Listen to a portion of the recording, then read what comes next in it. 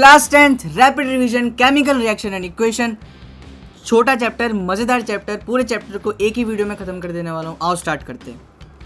पहला टॉपिक आ रहा है हमारे पास, what is a change. Change यहाँ पे हमारे पास दो टाइप्स के आते हैं। पहला आता है हमारे पास फिजिकल चेंज और दूसरा है हमारे पास केमिकल चेंज। फिजिकल चेंज यानी कुछ फिजिकली चेंज हो रहा हो, केमिकल चेंज यानी कुछ केमिकली चेंज हो रहा हो। एग्जांपल हमारा फिजिकल चेंज का मेल्टिंग ऑफ वैक्स और केमिकल चेंज का formation of water from H2 and O2। Next topic है हमारा what is a chemical reaction. Chemical reaction कुछ नहीं होता, एक पुराने सब्सटेंस को नए सब्सटेंस में बदल देना with different identity and nature is called chemical reaction. यहाँ पे दो एग्जांपल आ रहे हैं, उसमें से बर्निंग ऑफ मैग्नीशियम रिबन वाला सबसे ज़्यादा इंपॉर्टेंट है, उस पर ज़्यादा ध्यान देना। केमिकल इक्वेशन क्या होता है? केमिकल इक्वेशन यानी कि symbolic representation of a chemical reaction, यानी कि सिंबल्स की फॉर्म में अगर हम लोग किसी भी केमिकल रिएक्शन को लिख रहे हैं तो हमारी केमिकल इक्वेशन कहलाएगी। लेफ्ट हैंड साइड को हम लोग रिएक्टेंट बोलते हैं और राइट हैंड साइड को हम लोग प्रोडक्ट बोलते हैं। ये इक्वेशन बहुत ज़्यादा इंपॉर्टेंट है, इसको याद कर लेना अच्छे से। एक अब हमारे पास नोट का पॉइंट आ रहा है जिसमें वो कह रहा है कि अगर दोनों साइड पे रिएक्टेंट और प्रोडक्ट साइड पे अगर मास सेम नहीं है तो वैसी इक्वेशन को हम लोग स्केलेटल केमिकल इक्वेशन कहेंगे। अब यहाँ पे हमारी आ रही है types of chemical reaction. Types of chemical reaction यहाँ पे हमारी चार टाइप्स की हैं। पहली हमारी कॉम्बिनेशन रिएक्शन, दूसरी है हमारी यहाँ पे डिकम्पोजिशन रिएक्शन, तीसरी है हमारी यहाँ पे डिस्प्लेसमेंट रिएक्शन और चौथी है हमारी यहाँ पे डबल डिस्प्लेसमेंट रिएक्शन।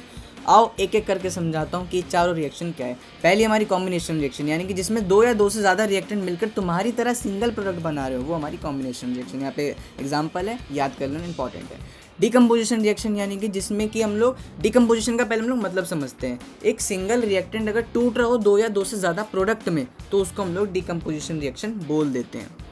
यहाँ पहले हमारे यहाँ पे तीन टाइप्स की डिकम्पोजिशन है। पहली हमारी थर्मल डिकम्पोजिशन, दूसरी हमारी इलेक्ट्रोलाइटिक डिकम्पोजिशन और तीसरी हमारी यहाँ पे फोटोकेमिकल डिकम्पोजिशन। इन तीनों के जो एग्जाम्पल हैं इन तीनों को अच्छे से याद कर लेना, इंपॉर्टेंट एग्जाम्पल लिखे हुए NCERT के, ठीक है। अब यहाँ पे हमारी जो तीसरी जो रिएक्शन है वो है हमारी डिस्प्लेसमेंट रिएक्शन। डिस्प्लेसमेंट रिएक्शन क्या है? जिसमें कि रिएक्टिव एलिमेंट, ज़्यादा रिएक्टिव एलिमेंट कम रिएक्टिव एलिमेंट को डिस्प्लेस कर दे, यानी कि इसमें हमें रिएक्टिविटी सीरीज़ की ज़रूरत पड़ती है। यहाँ पे एग्जांपल लिखे हुए हैं, इनको अच्छे से याद कर लेना। ये NCERT के एग्जांपल सारे के सारे, हर एक रिएक्शन में मैंने NCERT के एग्जांपल लिख रखे हैं, उनको अच्छे से याद कर लेना।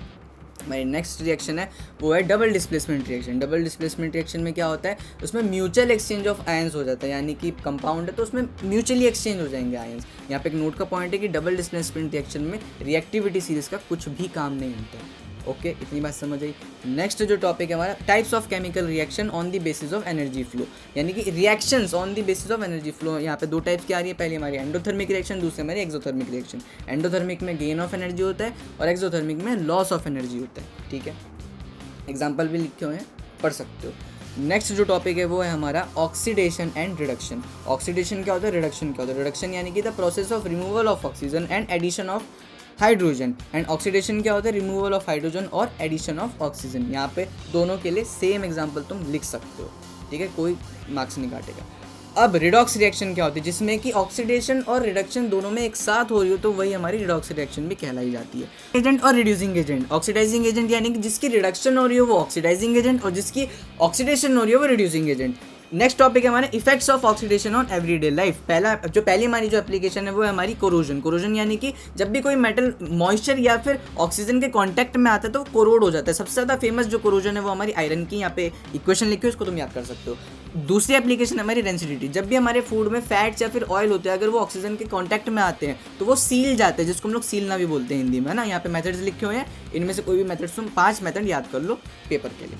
अब यहाँ पे हमारी एक चीज़ बचती है जो कि balanced and unbalanced equation. Balanced equation क्या होती है? जिसमें दोनों साइड पे atoms, number of atoms same हो। अनबैलेंस्ड इक्वेशन में नंबर ऑफ एटम्स दोनों साइड पे सेम ना हो। बैलेंसिंग करनी क्यों जरूरी होती है? क्योंकि जो अनबैलेंस्ड इक्वेशन होती है वो law of conservation of mass को फॉलो नहीं करती, बट बैलेंस्ड इक्वेशन करती है, इसलिए बैलेंसिंग करनी जरूरी है। जितने भी क्वेश्चन है सारे के सारे इंपॉर्टेंट, इनको कर लेना। तुम्हारे एग्जाम के लिए ऑल द बेस्ट। चलता हूँ मैं, नेक्स्ट वीडियो में मिलूंगा ऐसी रैपिड रिवीजन के साथ। Bye bye, take care, have a nice day, bye bye.